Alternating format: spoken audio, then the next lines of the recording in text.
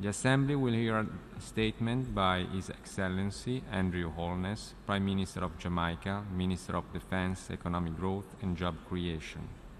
May I request protocol to escort His Excellency.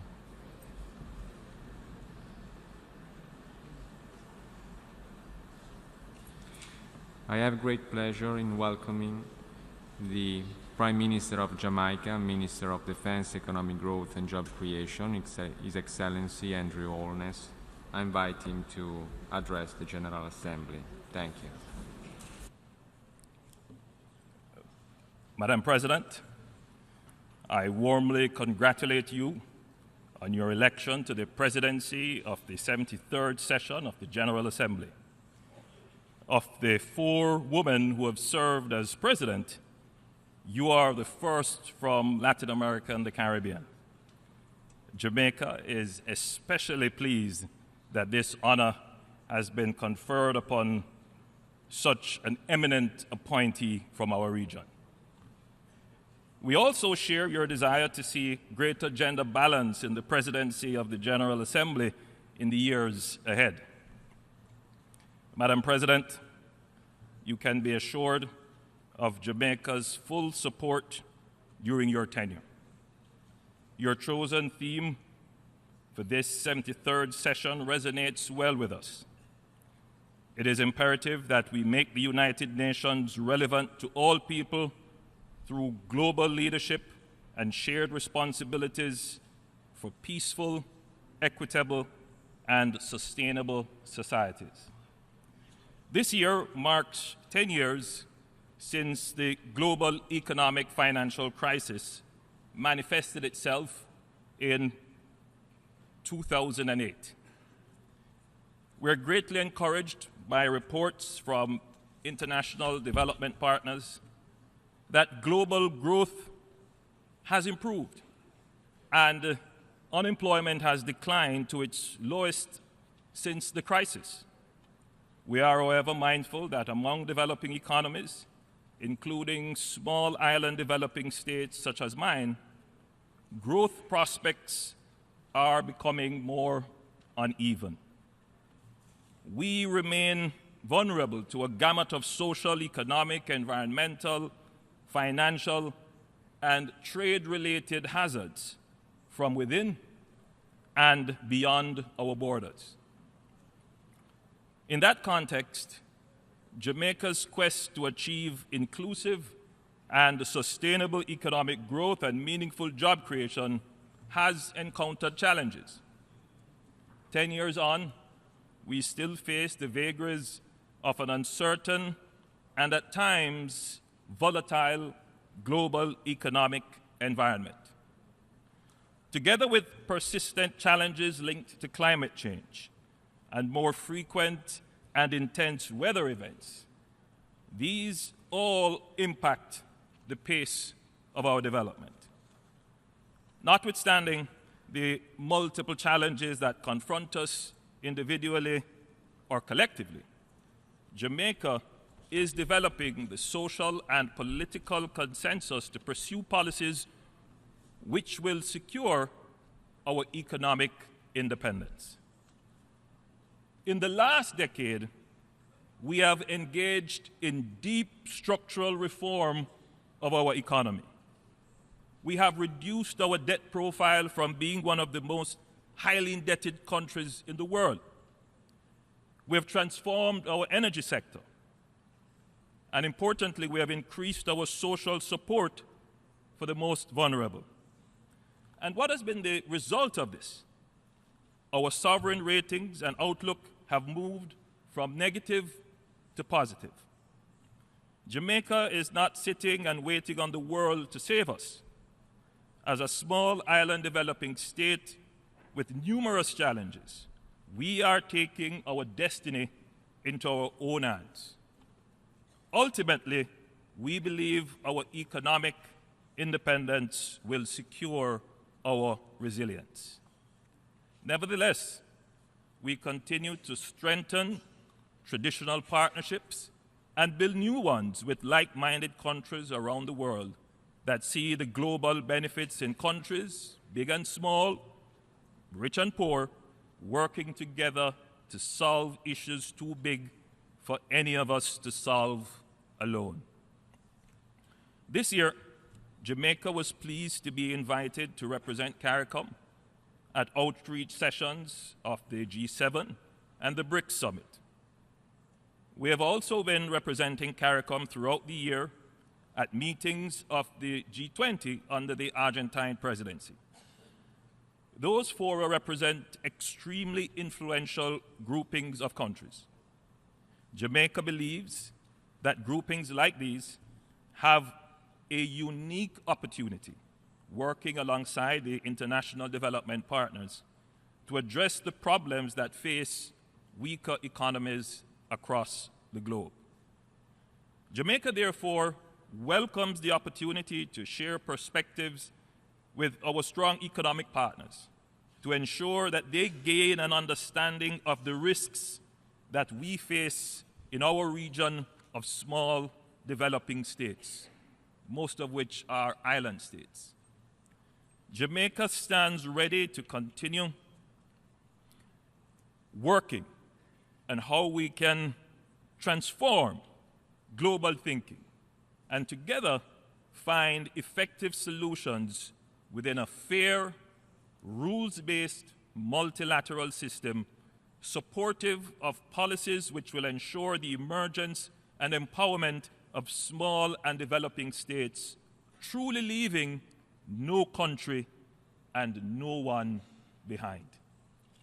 Our concerted action must embody effective strategies to bolster the global financial system, a robust global campaign to identify funding for the implementation of Agenda 2030, and resilience and adaptation measures to address the devastating effects of climate change and natural disasters.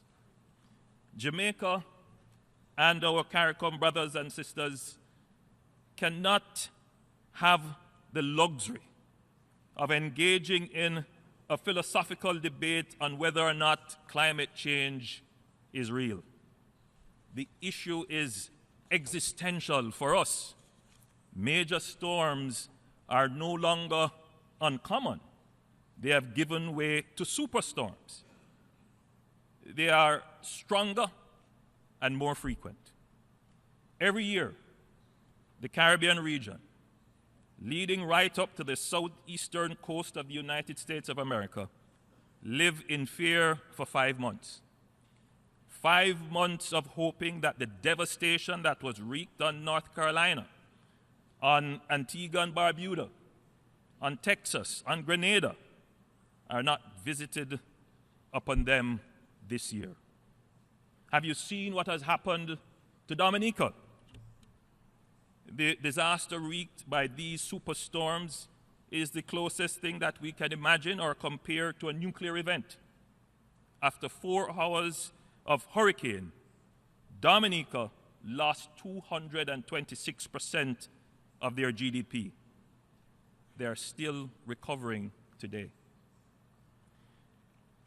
As the Secretary General report confirms, we witnessed last year the costliest North Atlantic hurricane season, with losses estimated at $229 billion US. Furthermore, the economic cost of climate-related disasters globally was US $320 billion. Madam President, with special reference to the issue of climate change, I was particularly honored by the invitation of the Secretary General to join him and President Macron of France in leading a special initiative to mobilize funds committed at the Copenhagen Conference in 2009 in the amount of US $100 billion per year up to 2020. We are only 2 years away from the deadline. But as at today, we are nowhere near the target. We must therefore galvanize an effective mobilization campaign. Against this background, my delegation looks forward to the Climate Change Summit to be convened by the Secretary General in 2019. More specifically, I also commit personally to work assiduously towards increasing the momentum to secure the promised resources to address climate-related issues that affect all of us.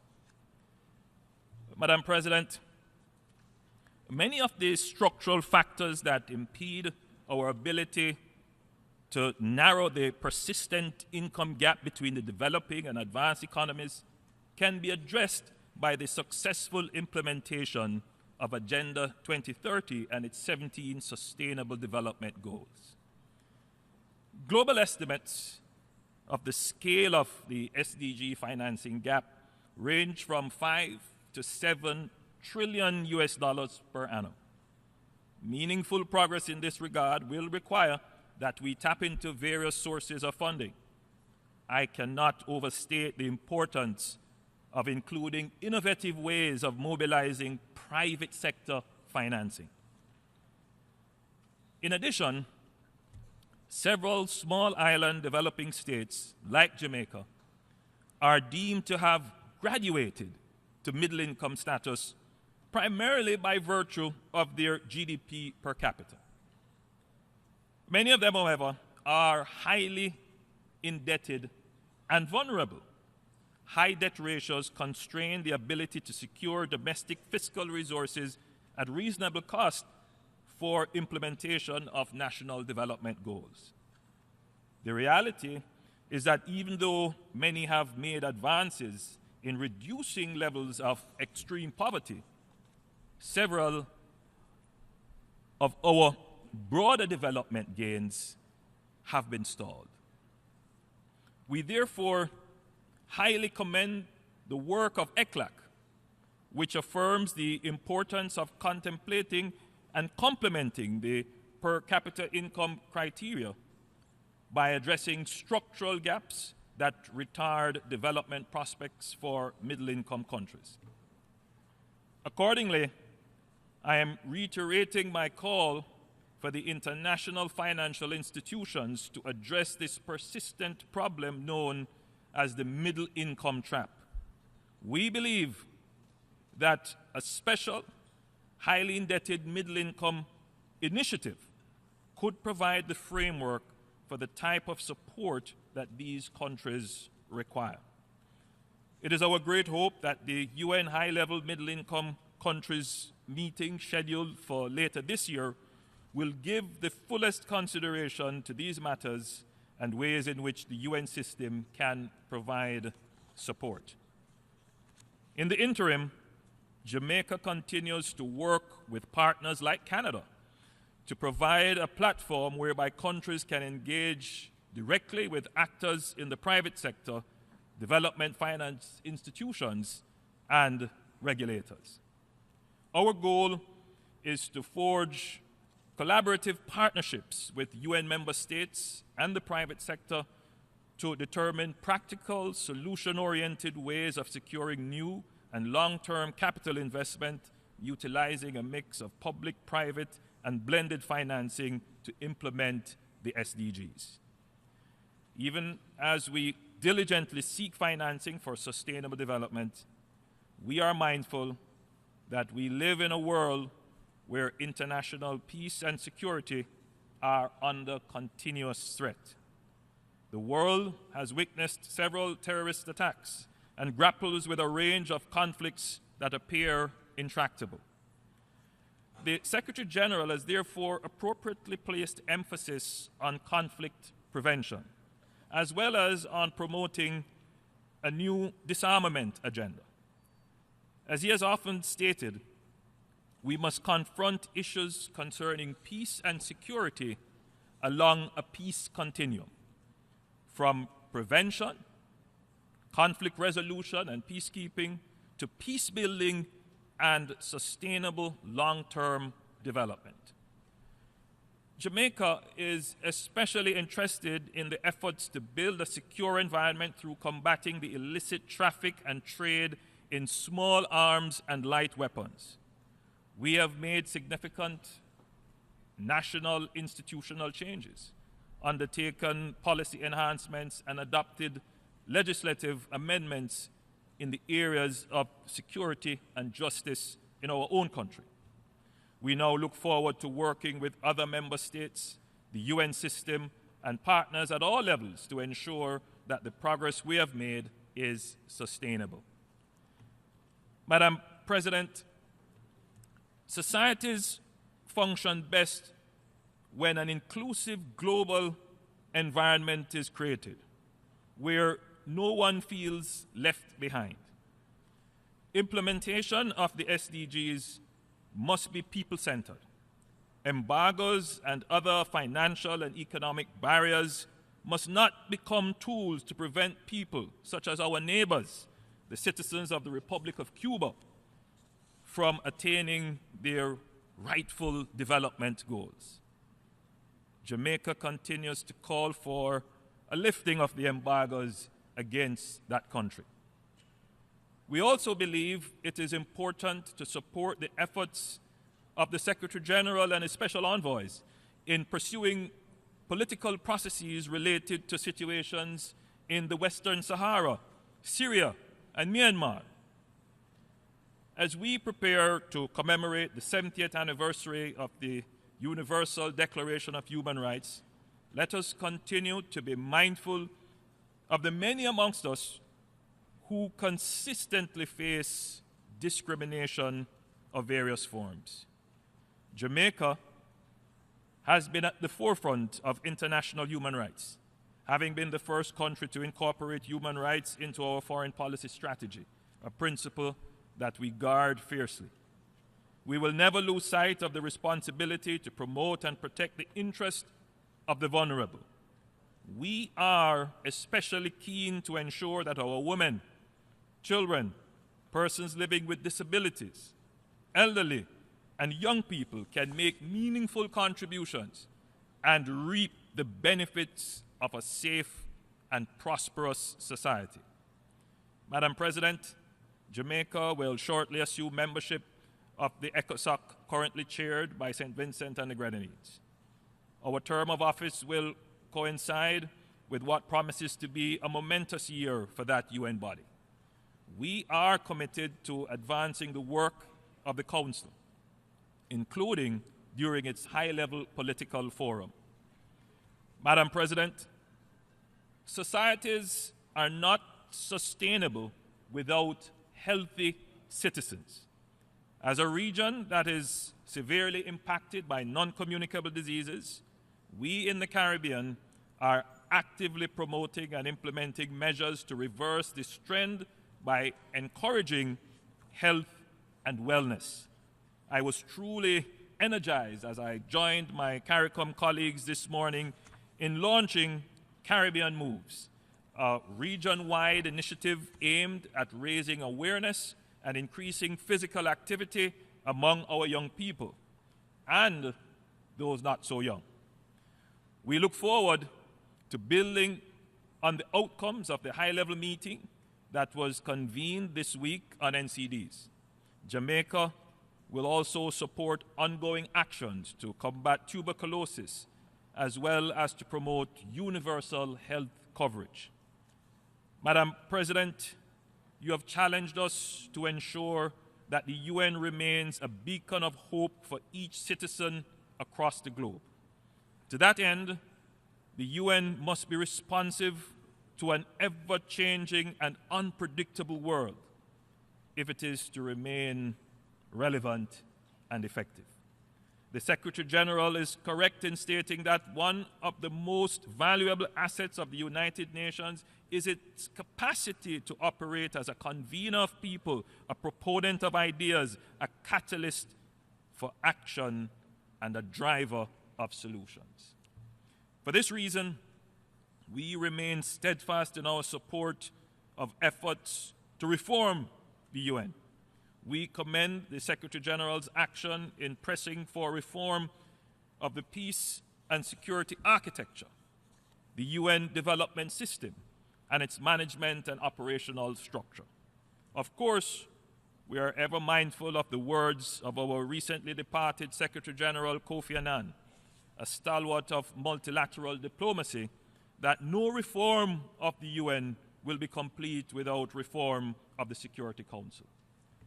Madam President, our global alliance comprises 193 sovereign states. But there is no denying the fact that we are all interdependent.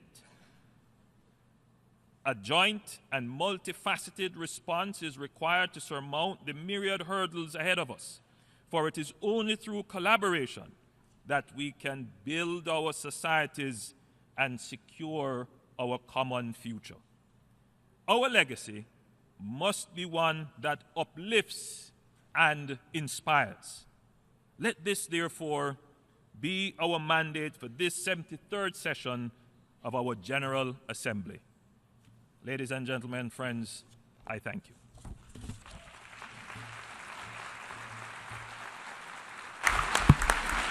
On behalf of the General Assembly, I wish to thank the Prime Minister of Jamaica, Minister of Defense, Economic Growth and Job Creation for the statement just made, and I request protocol to escort His Excellency.